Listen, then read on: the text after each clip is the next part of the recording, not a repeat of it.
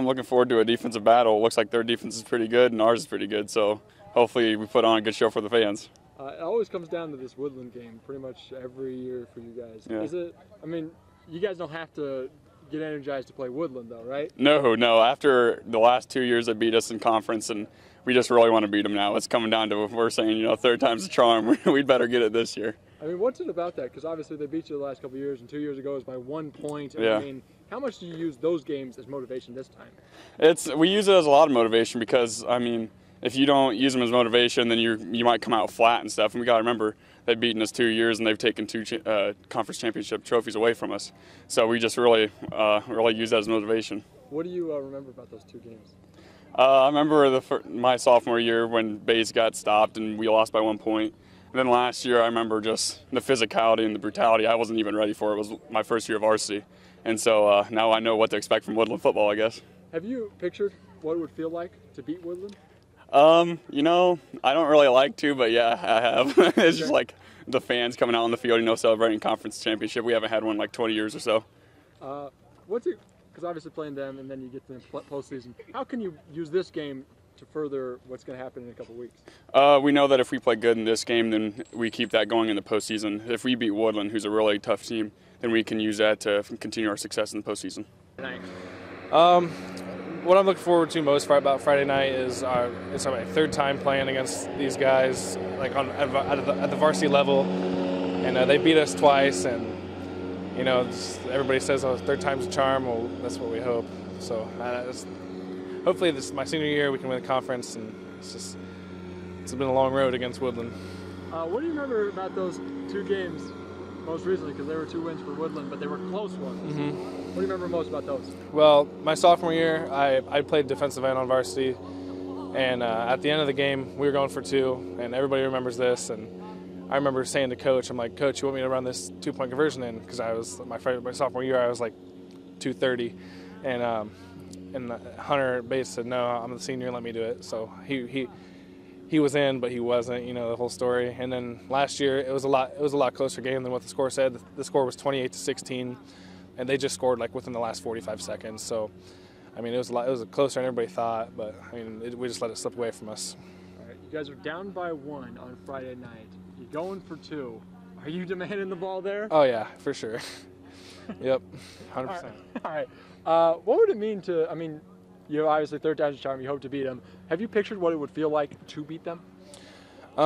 Yeah, I've like sitting in class. Really, I've just been thinking about what's going to happen Friday night. I don't really think about class too much, but just like we haven't won conference in a while. I think it was sometime in the 90s was the last time we won conference, and if we did that this year with this team we had, and it's something that the teams even the last 2 years we've haven't done. If we could do this with this team this Friday, it'd be incredible. Obviously, this game is important. It's important to the conference, but it sets it up for the rest of the postseason. How can you use a game like this and a tough game like this to help you for the postseason? Playing a tough game like this at the end of the season is always a good thing because we're playing the best team on our schedule right before we get into the hardest part of our schedule, sectional. We're not going to play a bad team in sectional. Our sectional's stacked, and we didn't get the best draw. And playing like a team like Woodland on Friday, I mean, hopefully if we win, it's a big confidence booster, so we can compete with these teams. We can win sectionals, we can win regionals, and keep going. Let me change the shot real quick. Make sure we're good. Obviously, he wasn't your coach, but Minnick is out there. Yeah. I mean, what has your interaction been with him, and what do you know about his impact on this program? I mean, Rick Minnick's been a huge deal to this whole community. I mean, I have a bunch of older cousins, and every single one of them has played football for Adams Central, and they all were. Minnick was their coach, and I think I'm the only one that hasn't had Minnick as a coach. I mean, my older brother had Minnick as a coach for his first 2 years, I think.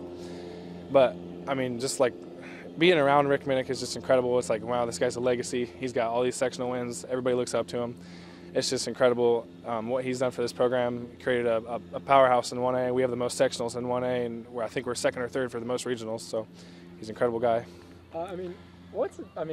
Obviously, you didn't play for him, so you don't know too much about him. What's it about a guy that played here, coached here, did all what he did there, and now he's mowing the grass? Like, you can't get rid of him almost. What's it kind of about his personality that he's doing that? It just really shows how much he loves this this campus and this school because, I mean, he mows the football field, mows all the grass, does everything for us now, and he's a pretty old guy. So I mean, I don't know. It just shows how much he loves this community and wants to keep putting in work for it.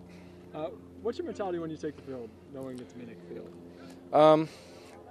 Knowing that our field is named after a legend and a guy that so many people look up to, it gives us a sense of pride, I guess, because that field just got named Minnick Field, and I mean it wasn't named anything before that. So now that it's named Minnick Field, it kind of gives you that sense that, well, you're like pretty much fighting for Rick Minnick's legacy. I mean, it helps you it kind of gives us an aspect of maybe we're playing for Rick Minnick too. I'm just looking forward to the excitement of the game. I mean, this is now our third time trying to do this against that team, and I'm telling you, they're always good. They're always bringing their best, and the atmosphere is always great. I mean, it's become a good rivalry between us. That we're the two top teams in the conference coming in for trying to win a championship, and it's just going to be electric. And that's what I'm looking forward to. It's a fun atmosphere and a fun experience. Let me check the shot just to double check it one more time. All right, so obviously it's Woodland, it's Adams Central. I mean, you don't have to tell these kids to kind of get up for this game, right? Oh, they are up, and I know that Woodland is too. Our kids are really excited about it because it electrifies them as well. To come in here to a ball game, to have a chance, an opportunity to win a conference championships that really Adams Central has not won many of. I think in our history we may have won maybe 5 or 6, and so this is a big deal for us. We always strive to achieve it, and to have an opportunity to be in this game against Woodland, a good team, a tough team that's you have to really work hard to beat. We're excited about it. Have you kind of pictured what it would feel like to take down Woodland? Yeah, I think I dream about that on occasions, but it would be a great feeling of accomplishment for these kids to be able to do that. As being the underdog, to come in here and do that would be a great rewarding thing. It would be exciting. And we talked about the emotion, but what are the X's and O's do you need to do to accomplish that? Well, we need to be efficient on offense, and we need to be able to look at what they give to us and make adjustments when we need to. But we got to play our game. I mean, we have to come in there, make sure that we block well, make sure we run well. Defensively, we have to be able to stop their big play. They have great big play capabilities. They can hurt you in a lot of different ways. So we have to be consistent on both offense and defense really to be able to beat them. And I was just over there to get some shots, and Mr. Minnick mows the field. Yes. What's it like having him kind of maybe keep an eye on you guys? Oh, he's always keeping an eye on us. He's great. He's for me, I played for him, and he's been a mentor to me. Known him. My dad has coached with him for a long time. When he was here at Adams Central, so I grew up knowing Rick and playing for him and being a student of his. And he's just a great mentor. I coached with him.